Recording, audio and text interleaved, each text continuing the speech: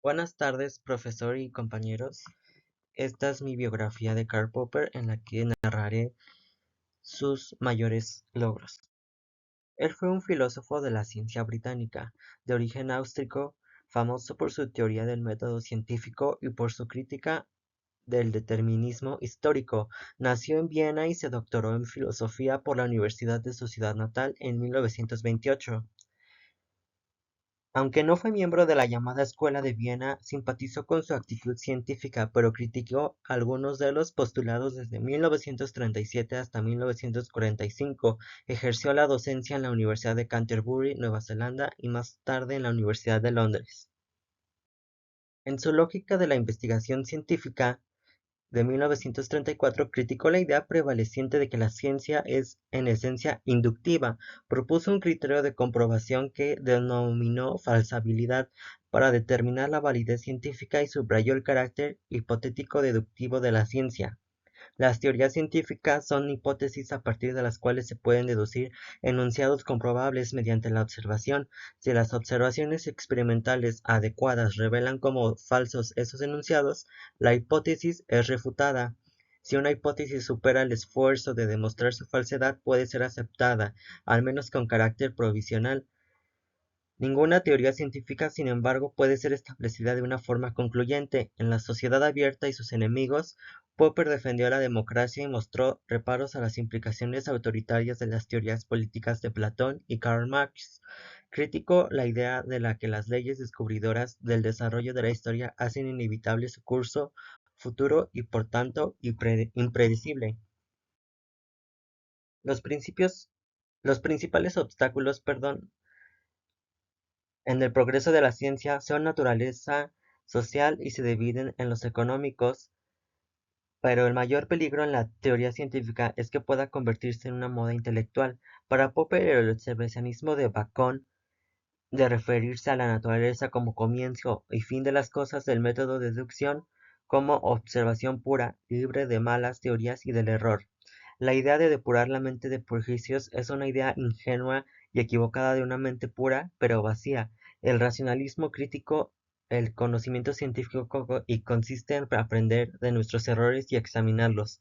La ciencia, se podría decir, comienza con teorías, prejuicios, supersticiones y mitos, o más bien comienza con el más mínimo objeto de desafío. Su tesis sostiene que no se empieza por observaciones, sino siempre a partir de problemas o a partir de una teoría que ha pasado por serias dificultades, es decir, la teoría se ha creado y ha decepcionado determinadas expectativas. ¿Realidad o fantasía? ¿Realidad virtual? ¿Cuál es la realidad? ¿Acaso no existe? ¿Acaso hice lo que tenía que hacer? En esta falsa realidad, falsacionismo, surge en 1935 por un judío que, cuando inicia la era negra de Hitler en Europa, viaja para Finlandia, uno de los hombres visionarios filósofos que descarnan la realidad en pedacitos y la expresa. No sé si exista, aunque veo la noche estrellada. Solo son destellos de siglos de luz en el universo, energía dispersa que aún no se ha entregado a algún hoyo negro en el lejano horizonte, tan lejano que no logro bien percibir porque soy un gusano virtual en un paralelo universo de mí mismo, porque no sé quién soy ni quién soy, entre el polvo asfixiante de la indiferencia y silencio en movimiento que está muriendo, pero refutando esa realidad vivo intensamente, y es ahí donde se estrella mi universo. En uno de esos se expande a cada instante, sin lograr comprenderlo del todo. Para Popper bastaría con delimitar rigurosamente el terreno propio de la ciencia, sin que fuera necesario negar la eficacia de otros discursos en ámbitos distintos al de la ciencia. También dirigió sus críticas hacia el verificacionismo que mantenían los miembros del círculo, y defendió que la ciencia operaba por falsación y no por inducción. Esta es en rigor imposible, pues jamás se podrán verificar todos los casos sobre los que se regiría la ley científica. La base del control empírico de la ciencia es la posibilidad de falsar las hipótesis en un proceso abierto que conduciría tendencialmente a la verdad científica. Popper desarrolló este principio en la lógica de la investigación científica, donde estableció Un criterio para deslindar claramente la ciencia de los demás discursos. Para que una hipótesis sea científica es necesario que se desprendan de ella enunciados observables y por tanto falsables, de modo que si estos no se verifican, la hipótesis puede ser refutada. Una teoría diseñada de tal modo que rechace la posibilidad de no explicar es una teoría defectuosa. Popper no puede idear origen, no puede más bien, Popper no fue que de las ideas originales de Marx sostienen que todas las sociedades avanzan a través de la dialéctica de la lucha de clases. Tenía este defecto, sino que el tipo de defensa usada por los marxistas que heredaron las ideas de Marx introdujo este defecto en la versión más popular del marxismo. Por ejemplo, en la siguiente afirmación se incluye el tipo de tara señalado por Popper. Es seguro que hoy llueve o no llueve. ¿Hay algún evento relacionado con la lluvia que esta afirmación no contemple? Si llueve, la afirmación es cierta; si no llueve, también lo es. Para Popper, sin embargo, esta clase de incertidumbre vale muy poco porque no enfrenta desafíos. Da igual que afuera caiga o no caiga agua, la afirmación seguirá en pie, pero solo como un montón de palabras que no afinará mi conocimiento del mundo. Popper resumió su modo de pensar en el concepto del falsacionismo.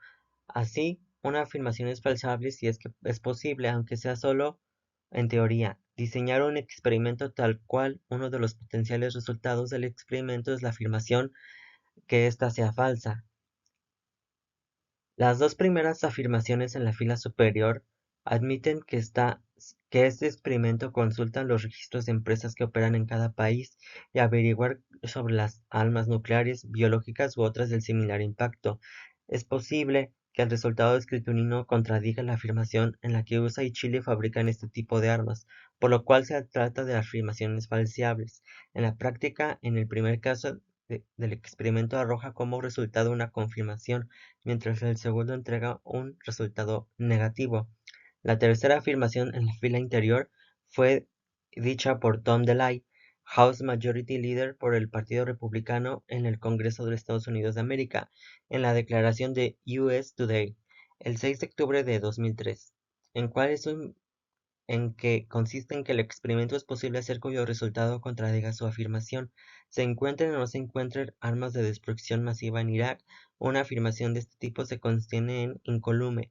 Una cuestión completamente distinta es en si una afirmación de este tipo nos dice algo respecto a la existencia de armas de destrucción masiva en Irak o nada más refleja un pensamiento de deseosa realidad. Este último tema es central en las ideas de Popper, según lo que él llamó criterio de demarcación. La ciencia se construye en base de afirmaciones falseables. Las afirmaciones no falseables, como la de Tom DeLay, dan origen a pseudociencias y no permiten aprender sobre el mundo. Como conclusión, de acuerdo a las ideas de Popper, ¿qué podemos decir que sabemos sobre el mundo? A diferencia del verificacionismo que planteaba en la ciencia era una acumulación de verdades, el falsacionismo plantea que la ciencia es una acumulación de afirmaciones falsables que hasta la fecha no han sido probadas ni han sido falsas. El falsacionismo advierte que una teoría tan buena como la teoría de la relatividad, que es falseable, puede ser demolida en cualquier momento si hacemos un experimento que la pruebe falsa. Las mejores teorías científicas son aquellas que han resistido más intentos por probar que son falsas. Y aquí dejo las referencias bibliográficas de mi trabajo. Gracias.